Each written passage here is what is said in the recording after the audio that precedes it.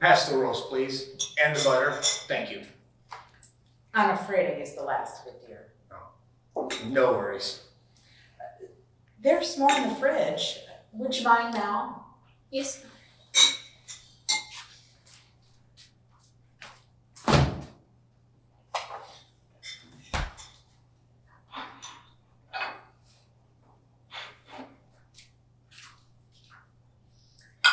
Thanks, honey.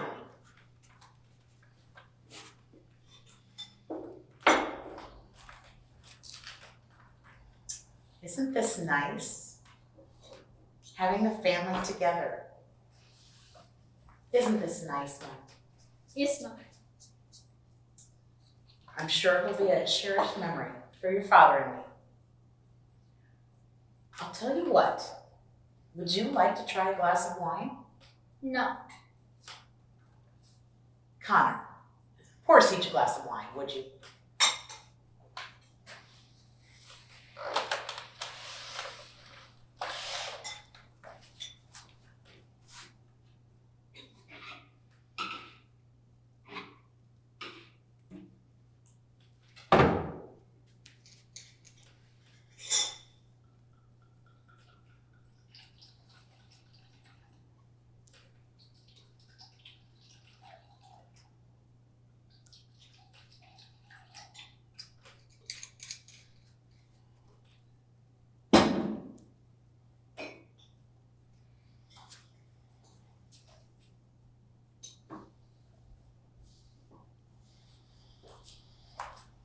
Drink it slowly, dear.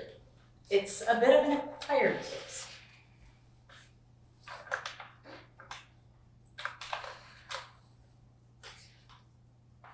The blue pill you gave Terrence was, I believe, some form of clonotrazepam. Am I correct? Yes, very good. Isn't she a good student, Connor? One of which you crushed and mixed into my wine, knowing that I would not recognize my first taste of that alcoholic beverage. Am I right? Yes, sweetheart. You're so smart. Haven't I always said she's smart, Connor? It was predictable. No need to be condescending. Not after I just gave you a compliment.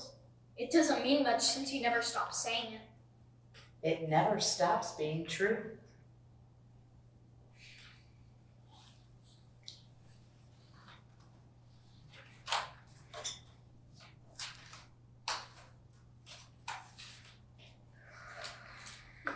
A little nervous and pretty scared right now.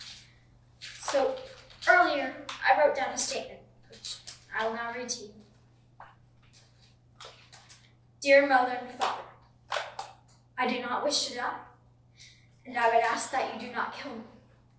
I've read of many familiar relationships, and it does not seem to me that this should be something a child needs to request from her parents, but every household is different, with different rules and expectations. So here we are. I understand the conundrum that my continuing existence puts you in. If I do not join you wholeheartedly and as a result incriminate myself with various illegal activities, making it nearly impossible to extricate myself from the family business, then I become a liability. If I am not with you, I am therefore evidence against you by my very existence. If I were, for example, to go to the authorities, a simple DNA test would link us and prove that you are not deceased as they currently believe. I know something of your recent movements and activities, as well as the identity of one of your associates.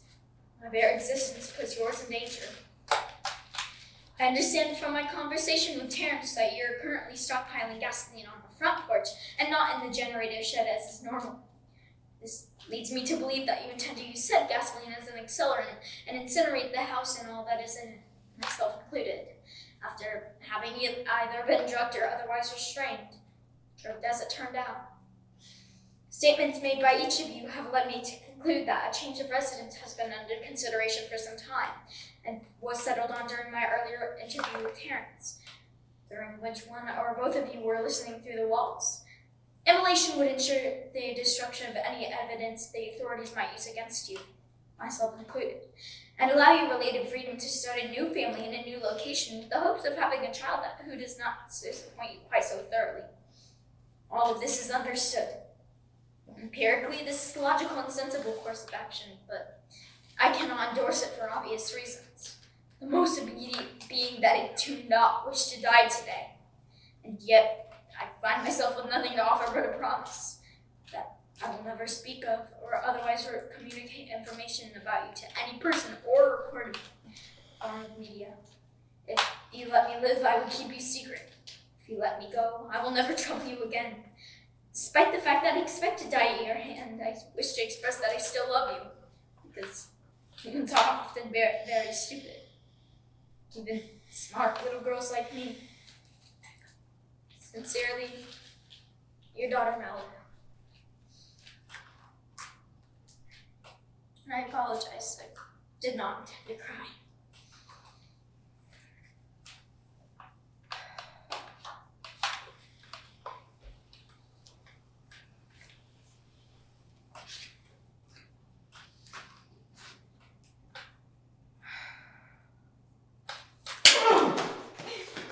Jesus, girl!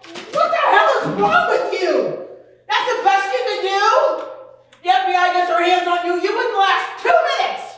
You'd be cracking faster than an egg drop on a sidewalk, because you got no fight! And that's why I don't want you! Look at this. Kitchen full of knives. You could have grabbed one at any time and instead you spent your afternoon writing this crap. In fact, here. The biggest, sharpest knife in the house. I've seen you cut old chickens into with this thing. Oh, you want an alternative to getting yourself burned alive? Now, take this and cut your father's throat. Connor, don't move. Just let her do it. Cut his throat, and I'll let you leave unharmed. Hell, I'll give you the keys to the truck. You've read about driving. I'll even give you a sack of cash, enough to live off of for months. Just cut his throat and watch him bleed out on the table. Show me you got some backbone, girl. Show me you value your life, and why the hell shouldn't I end it?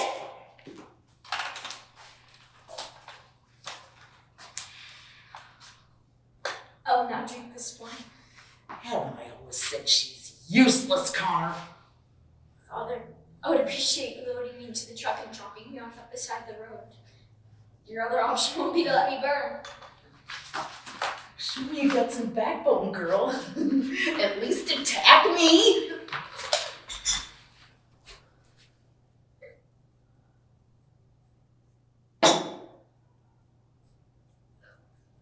That's nasty. That's what wine tastes like? Told you. It's an acquired taste.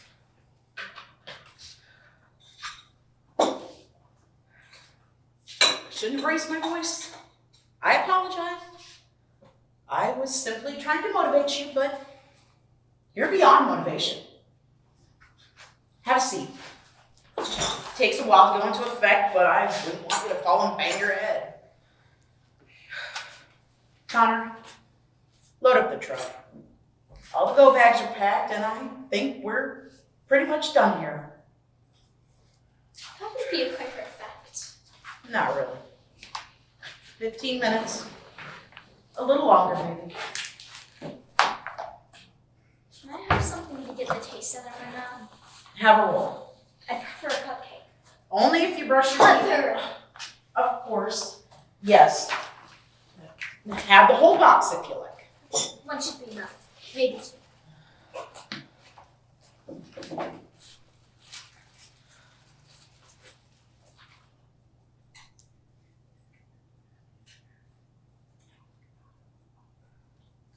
I'm not going to save you, Mal.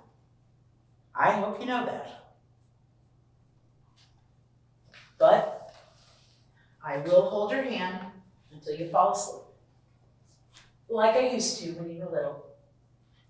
I don't remember that.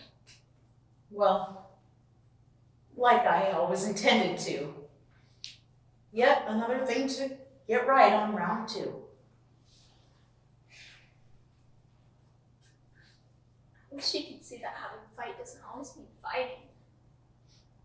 Silly child. The world just isn't that nice. I should have taught you better. Mother, Yes, Mal. I've always wanted to tell you something. Yes? I really hated Disneyland.